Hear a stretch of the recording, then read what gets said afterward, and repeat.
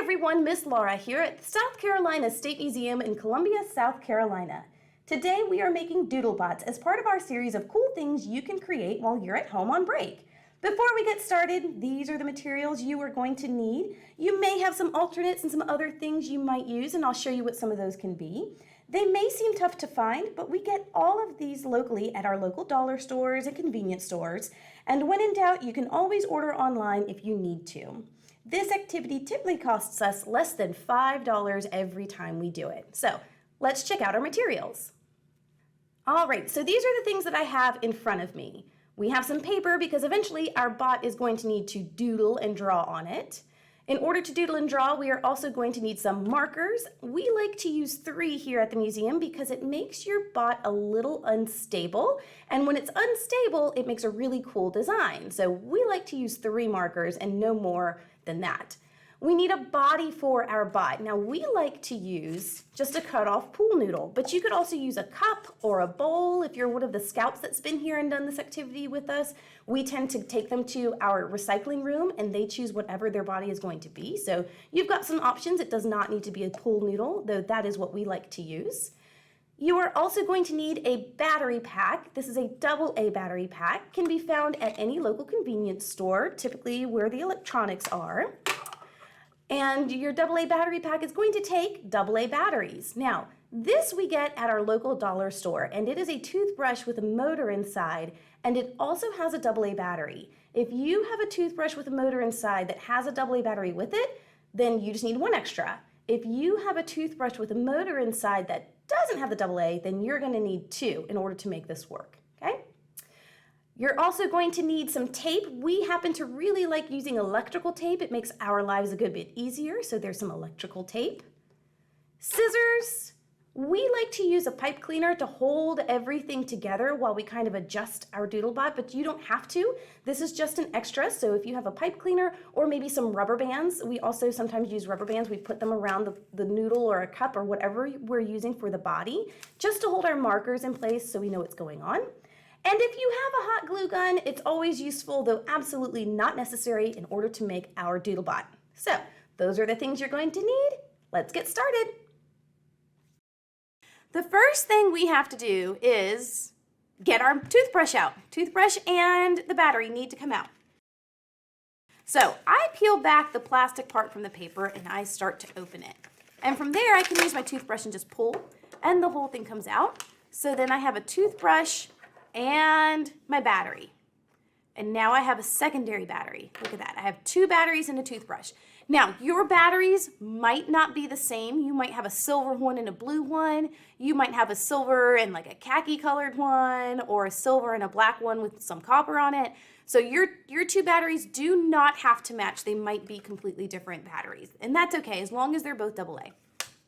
All right, we're gonna put our batteries up here at the top. We don't need our batteries right now. What we need is our toothbrush. You've got a toothbrush in front of you. So here's your toothbrush, okay? Now, your toothbrush has something inside of it that makes it go,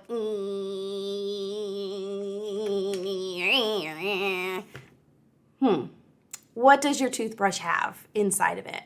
Any ideas? Our friends that have done this before, you of course know. Some of our new friends might not be familiar, but this is a battery-operated toothbrush, and it has a motor inside, but not just any motor. It's called a counterbalance motor. That means it's got a weight on one side that makes it wobble, and it makes it very uneven. If it were just a simple regular motor, we wouldn't have the wobbling effect that we get.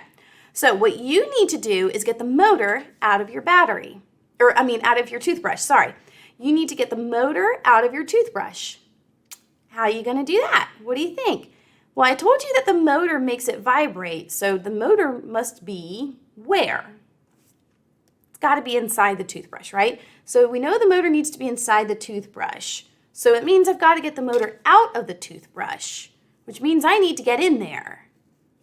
Do we have an opening anywhere? Does anybody see an opening to the toothbrush? Yep, that end right there. This can go in the trash. So now we have the bottom of our toothbrush open. And if you look in there, you'll see a spring and maybe a little plastic piece in there. What a lot of people do is this. And what falls out is your motor. if you just hit your toothbrush a couple of times, I'll show you with the overhead. If you hit it like this a couple of times, your motor usually falls out. Your motor is attached to this white plastic, and you need to be very gentle and very carefully pull the motor out, okay? So you want to separate these two things, but be very, very, very, very careful because your motor has two copper wings on it. If you look right here, let me move over. Your motor has two little copper wings on it. You see those two little copper things? They've both got circles on them. So one is right there and the other one is on this side. So I'm going to take this spring and I'm going to gently remove it like that. You do not want to break the wings of your motor. You want those circles, come on, focus. You want those circles to be intact. That's really important. Don't let those circles break. You should have a motor with two little wings, and those wings should not be broken or beat up or anything like that. Now what we need to do is we need to make sure that our motor works. Sometimes we have a broken motor, and that's just kind of the way things work. They break sometimes, and we can't do much about it, okay? So now we need to test the motor, which means we need to charge it up somehow. Whenever we're working with electronics, we have to charge those electronics, and we have to make sure that they're working. Now, how do you think we are going to get power to that motor? If anybody said, well, we got to put the battery pack on it, you are correct. So now that I have my battery pack open, I need to put my batteries inside. And I've also found that many adults don't know how to put batteries in a battery pack. So let me show you your battery real quick. If you notice, every battery has an end with like a little hat on it. See the nub right there? It comes up. I call that the head. And then the other side is completely flat. It's just a flat side, okay? I call this the booty. So whenever we're putting a battery in a battery pack, the booty part or the bottom, the flat side, goes towards the spring. So there is a spring in most battery packs, looks like this. And this flat side goes towards the spring like that.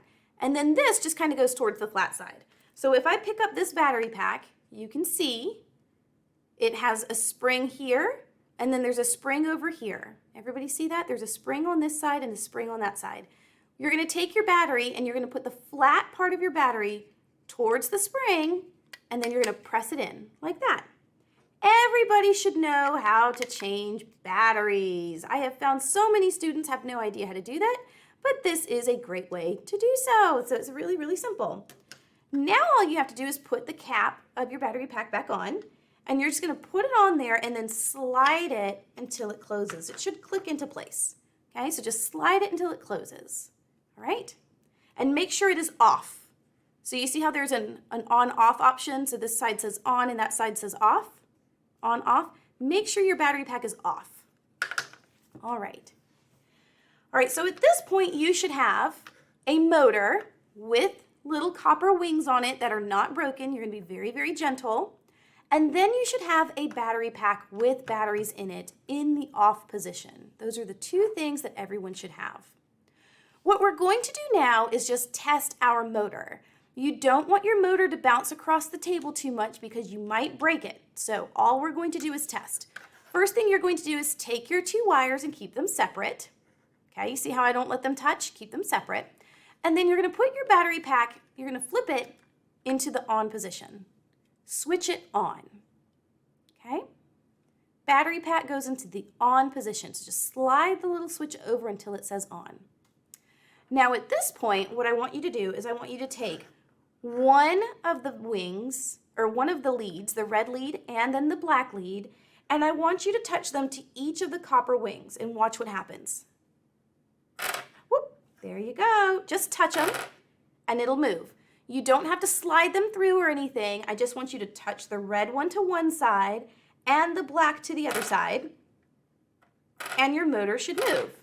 It doesn't matter which way. These motors actually have something in them that will allow the energy to go both ways. So if I touch the black one to this side and the red to the other, it still works. Not a big deal. Just do that. Once your motor works, stop. Don't do it anymore. Once your motor has moved a tiny bit and you know it's working, stop, turn your battery pack off. I've switched mine off. and put it down. All right, let's go ahead and attach our battery pack to the motor. So first thing, make sure your battery pack is off, O-F-F. Your battery pack should be off. So now what you're going to do is you're going to take these little wings on your motor. So you see your wings and how they're sticking straight out? You're going to point them straight up.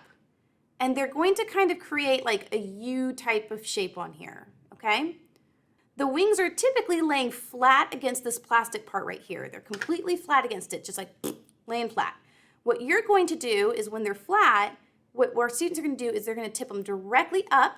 And so both of the copper wings are going to be sticking straight up like this. And the circle in the copper is going to be sticking straight up too. So now that you've done that and your battery pack is in the off position, OFF, what you're going to do is you're going to take your leads from this side, from one side, and you're going to slide them through the little hole in the wing, okay? Slide them through the hole in the wing. No, it's hard to see. So the little hole is going to be where you slide one side through. You're going to fold it over itself and kind of twist it. And you don't want to mess up the wing though, so be very gentle. If you're not sure, just kind of be more gentle, okay? All right, that's all you want to do. You just want to twist it on and make sure it's connected. Then you're just going to push the wing down and flat again and leave it alone. You're going to do the exact same thing with the other side. So I'm going to straighten mine out. Sometimes the battery pack leads get a little curly and kind of bent, and sometimes they might fray, and you might have to ask for help from a teacher, because if the leads are frayed and kind of gangly, what your teacher can do is put their hand, put it between their fingers and twist them together and get them to be one nice smooth lead again. So now I'm going to do the same thing with the black side. I'm going to slide it through the hole, bend it over and twist it like a bread twist tie onto itself. And then I'm going to fold it flat. Don't let your motor hold the weight of your battery pack. You will break the wings if you do that. Okay? At this point, everybody should have a motor connected to a battery pack. If not, remember, pause the video and continue with the next step. So everyone should have these connected. What you're going to do next is you're going to hold the motor really tightly in one hand. See how I'm holding the motor? I've got it real tight in my hand. I'm going to hold the motor really tight, and then I'm going to turn on my battery pack. And it's going to start moving. Everybody, you hear that? So the motor is now moving. So see how it's not doing anything? Ready? And it starts to move. There we go. Okay. Yep, mine is working well.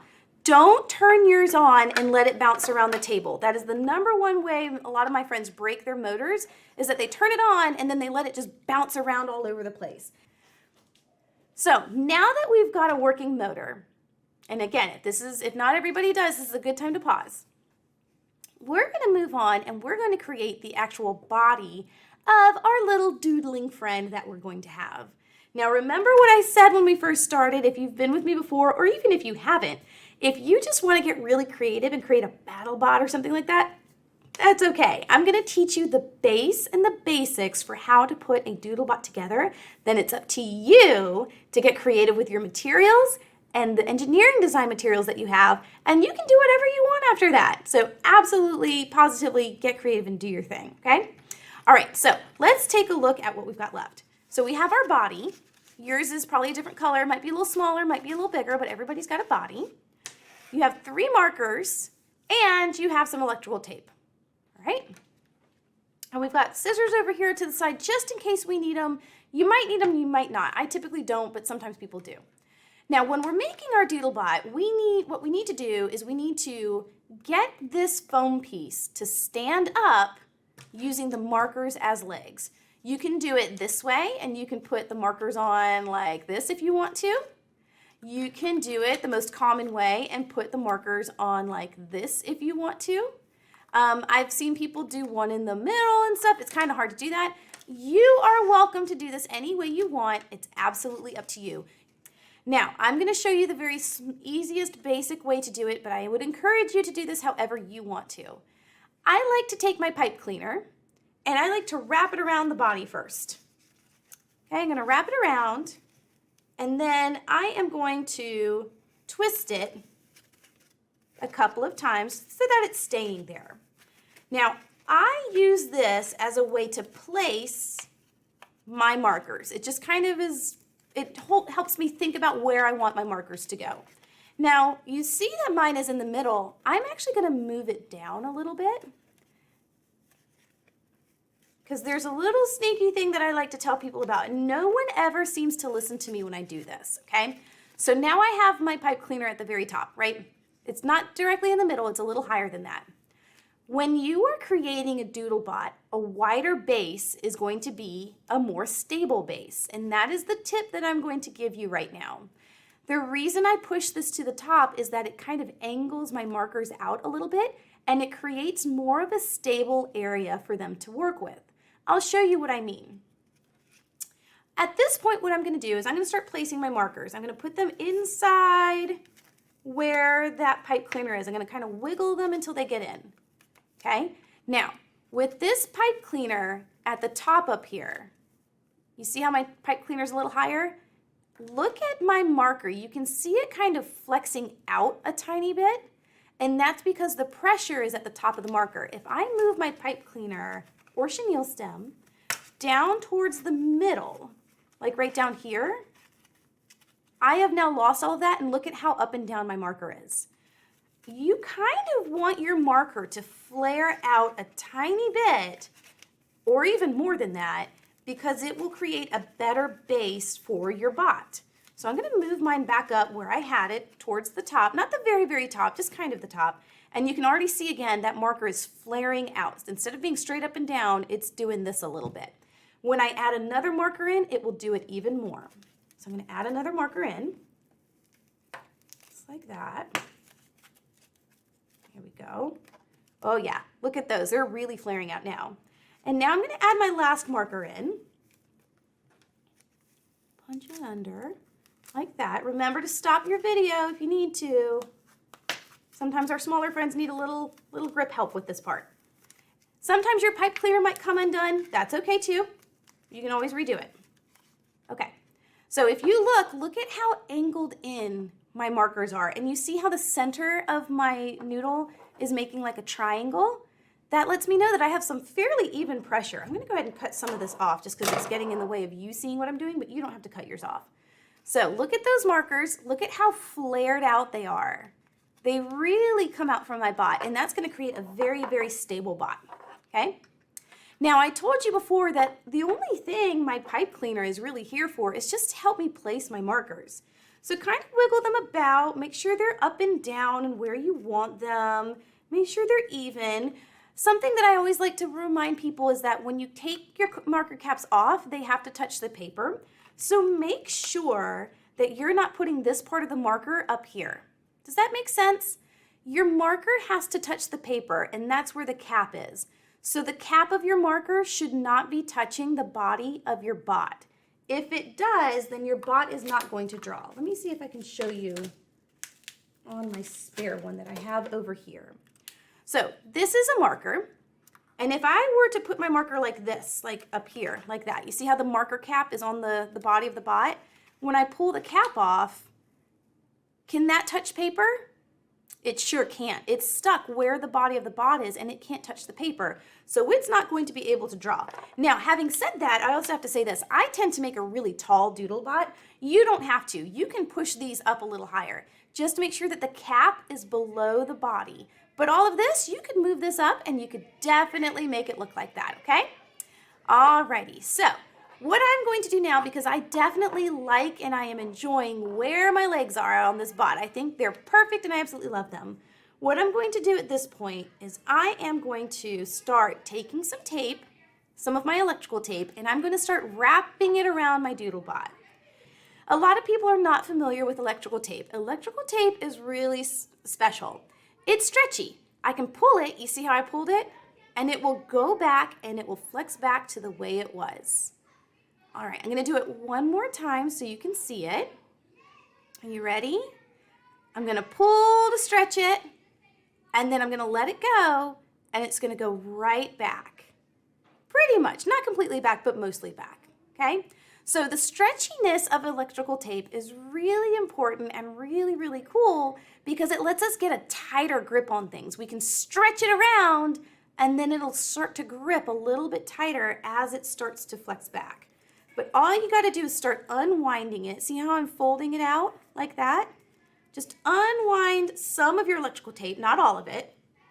And then we're going to take your Doodlebot and you're going to start wrapping it around. And I like to start at where a marker is to give myself really good grip. Electrical tape sticks to the marker better than it does to the foam. So you've got some electrical tape, you've got it on your marker, and now you're going to wrap it around your other markers to make sure they stay in place. You see how I'm going around right now? You're going to go around those markers just to make sure that they stay in place. Okay. Now don't use all of your electrical tape because you need a tiny, tiny bit for the end of our project. Wrapping it around until it's nice and tight. Okay, and I'm going to save this last little bit of electrical tape for my battery pack and motor over here. We should have done that earlier. I forgot about it, but we'll do it in just a minute. Okay, so now I have electrical tape all around my Doodlebot, and it's pretty steady and it's pretty stable, and I feel really good about my Doodlebot. So there we go, it's wrapped around. If you need more electrical tape, your teacher has some, just raise your hand and they can look at it and kind of determine whether or not they need more electrical tape or you need more electrical tape, okay? All right, so now I've got a Doodlebot body and now I've got a motor and a battery pack that will make my Doodlebot go. This is always a really good time to pause everybody and talk about mistakes or things that happen that we don't want. You might not have as sturdy a body as you want, and it might turn out that when you put your battery pack on this bot, it falls over. You might not have it balanced. So a Doodlebot is not just about the electronics, but it's also about the physics around it. It needs to be balanced in order to work. Now, not too balanced, because if it's a little wonky, the designs are actually really, really cool. And that's something you can experiment with later. So at this point in time, again, it's a good time to pause, but at this point in time, what we're going to do is we are going to get our battery pack and motor, and we're going to stick them on our Doodlebot. So before we do that, though, I want to show you one more thing. What you need to do before we get our battery pack on is we need to tape down the wings of our battery pack. And I'm so sorry I forgot to do this earlier. So take a little bit of electrical tape. You don't need a whole lot. You're just going to take a tiny bit of electrical tape. See if I can get this last part open. And you are going to tape it down onto your battery pack, okay? So I'm going to cut a little bit off, maybe like that much. It's about an inch, inch and a half. And then what I'm going to do is I'm going to make sure my wings are flat, that my black and red cord are separate on here, okay? So I've got a flat wings. Here we go, there we go. So my wings are flat against it. And now I'm going to take the electrical tape and I'm just going to wrap it around and tape it down. That's all I'm going to do at this point. There we go. All right. Now, it should look like that. Just tape it down. Again, teachers, you may have to walk around the room and do that with them. You may have to help them out. Well, the whole point of doing this is just to make sure that the wings don't separate and don't break off or anything like that. So this is just going to keep those wings and those wires really, really safe. Okay? All right, now put your battery pack and your motor wherever you want on your Doodlebot. First question I always get, Miss Laura, where do I put it? I don't know, wherever you want to. It's totally up to you. Where am I going to put it? You can try that, you can try that, you can try that. It's absolutely up to you. Some of our students, I can tell you that the most common thing to do, people like to take the motor and shove it right down in the middle. I can tell you that that doesn't make a very cool design. That's usually the most boring way to do it, and it's not very cool. So I don't usually recommend people do that. I just don't think that's very fun. I think the way a Doodlebot works best and makes the best designs is if the motor itself, the metal part, the motor, is actually connected to one of the markers. Because the marker is solid, if the motor is vibrating on the marker, it tends to vibrate the entire Doodlebot a lot more. If you put the motor on the foam part here, some of that foam is going to absorb the shock from the counterbalance motor, and it'll still move your bot. It just isn't going to move it quite as much, and the design isn't quite as fun. So think about that. Think about what you're doing. I always like to put my motor on one of the markers, and I also like to face it kind of cattywampus in a way. You see how I have it kind of diagonal like that? Let me show you on the overhead. So I don't just put it on a marker, I put it kind of cattywampus on a marker like that. So that's how I like mine. But I have seen many students put theirs on the bottom, on the foam part. I've seen many people shove theirs in the middle like that, okay? So if you shove it in the middle like that and you turn it on, it'll work, okay? So it'll still make your bot kind of move a little bit. I've seen people do all kinds of stuff, okay? So you have lots of options. There's no wrong answer here. However, there are answers that might make your bot tip over and not be super balanced. If our bots are just falling over, we need to figure out why. You could just move part of your battery pack. Typically, this heavy old battery pack is what knocks us over. Or you could change the markers and how they're standing up. You could do that too. So there are lots of answers to this. The whole point is that we think about the process. Remember, we're not just making a Doodlebot. I could teach you how to do that in 5 minutes and we could be done. We're working through the emotional process of this is frustrating, I'm getting annoyed, this is not working the way I want it to. How do I process those emotions? And how do I get this to work? Like, what can I do? What processes can I use to make this work the way I want it to? Okay? All right, so everybody go for it. If you want to see how I'm going to do it, I will do that now, but I would encourage you to find your own way. I always think that's awesome. Here we go. So what I like to do, and I'm not going to tape mine on just so that I can make sure that I have options when I go around your classrooms and I'm checking on yours. I'm going to bring this with me just so I can see what you're doing. I like to put my battery pack on the top. That's how I like my battery pack. And I ask for some electrical tape and I get someone to help me tape my battery pack on like that. I just think that's really fun. So you just need some electrical tape going from here, wrapping all the way around here, and then wrapping around the other side again. We're gonna wrap our battery or our tape around the battery pack, okay? So that's the first thing that I like to do. Now, I have had many people tape their battery packs to the side or even the bottom. And that's also, I love the battery pack on the bottom too. This is my other favorite place. So I like it either on the top or the bottom. If you put the weight, the battery pack on the bottom, it's going to be a lot more stable. All right, so I would maybe put mine at the bottom. Let's say I put mine at the bottom. Then I would take my motor and I would maybe put it kind of like this, a little diagonal, and really hugging this marker over here, this purple marker. I would make it kind of go really hard against that marker and I would tape that down. So that's how mine would kind of look when I was done with it. But that's how I would put mine together. That's just how I like to do it. Some of our friends have done this with me so many times that it's time to try something new because you've been doing it the same way for a while. And some of our friends are new and you might want to do something very similar. All of it's okay. Once you have your motor and your battery pack where you want them and you feel good about it and it's standing up all by itself, if you can do this and let go and your battery pack and motor stay on there and they're nice and tight, now is when you can pull out your paper. You can take off your marker caps. You can put your Doodlebot on the paper, turn it on, and see what happens. I want to see what happens with your Doodlebot when you get it working.